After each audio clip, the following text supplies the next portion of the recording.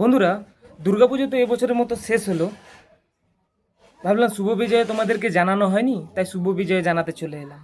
শুভ বিজয়ে বন্ধুরা, পুজো কেমন কাটলো? আমার তো খুব ভালোই কেটেছে।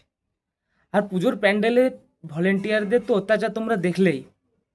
আমরাও অত্যাচার করেছি আমাদের টাকার উপর। অনেক মেলা দেখলাম, অনেক অনেক প্যান্ডেলও দেখলাম। অমনি একটা প্যান্ডেল দেখি আমরা 3-4 জন বন্ধু মিলে বেরিয়েছি। সামনে একটা আইসক্রিমের দোকান। তো আইসক্রিমের দোকান থেকে আমার একটা বন্ধু বলল, চ আইসক্রিম খাবি? তো সেই শুনে আইসক্রিমওয়ালা বলল, এই আইসক্রিম বলো, এই আইসক্রিম বলো, এই আইসক্রিম বলো।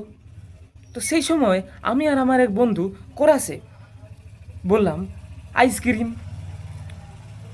তারপর বন্ধুরা কি হলো, লোকটা গালাগালি করতে শুরু করে দিল। মানে আমি বুঝতে পারলাম না এই গালাগালি করে দেওয়ার কি দরকার। তো বন্ধুরা, তোমরা যদি বুঝতে পারলে তো আমাকে একটু বলে দিও তো, এই গালাগালি দেওয়ার কি দরকার। এই আমরা তো আইসক্রিম বললাম, ওটা বলতে বললো আইসক্রিম, আমি বললাম।